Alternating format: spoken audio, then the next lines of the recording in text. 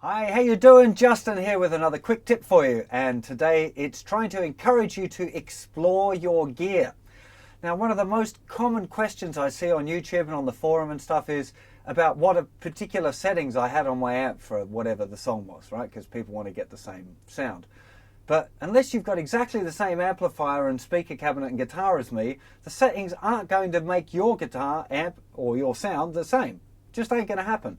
Because every amplifier and guitar is slightly different, and every pedal and whatever. So unless you're using exactly the same stuff, it's very, very hard to get the same sound. That's why I'm sort of kind of not so keen on giving out, saying, oh yeah, I set the bass on 6 and the gain on 12. Because, I don't know, for example, one of my amplifiers is Sir, one that I use a lot. It's got a gain control. It doesn't break up a whole lot when I crank it right up to 10, right?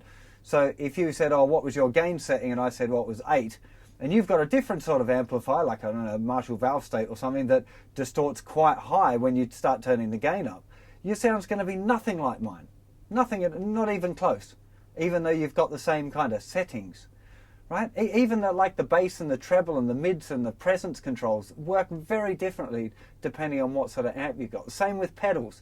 A gain control on one pedal will be very different to a gain control on another pedal, and it'll react in a completely different way.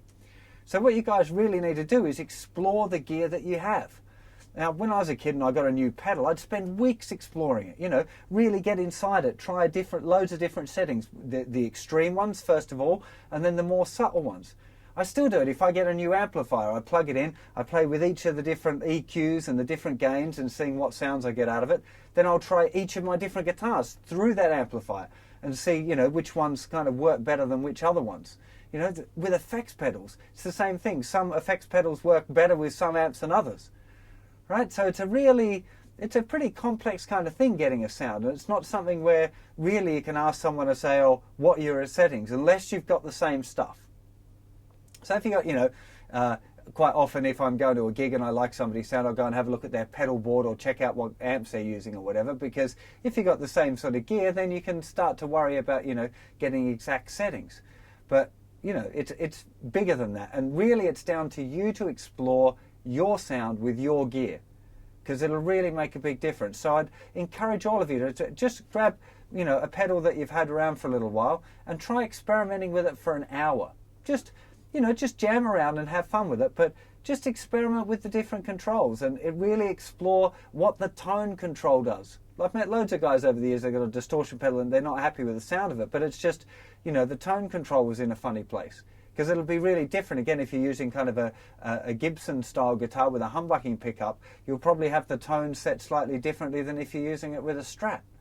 And you have to explore that stuff on your own, and after a little bit you'll start to kind of get a bit of a feeling for what the settings should be, roughly. So if I'm listening to a track and I'm doing a My Sharona, and the lesson, I'm listening to the original recording and going, oh, what sort of sound, how am I going to get that sound? Maybe I know what sort of guitar they're playing already, or maybe I'm listening and going, oh, does it sound like a Strat, or does it sound a bit more Gibson-y?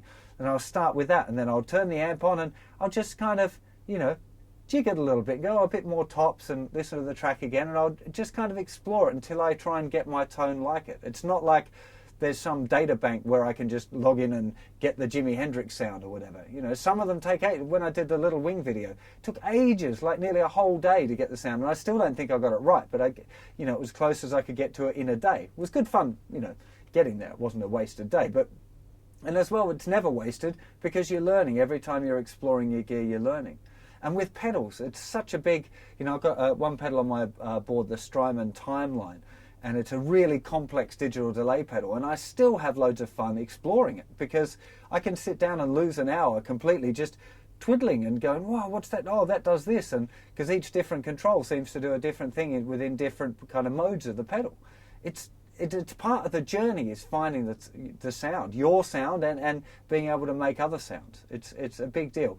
Also, I've just put this in there as well. I might do a separate little quick tip on this, but it's really important to explore the settings on the guitar as well. A lot of guys seem to spend all the time on the amp and stuff, and that is really important, but moving between the different pickups and exploring the tone control.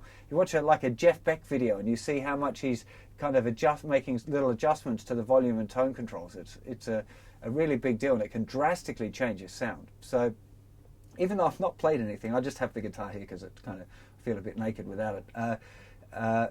I'm hoping that this will kind of, inspire you to check out your gear properly before you just resort to asking someone else, oh, how did you get that sound? What's the settings?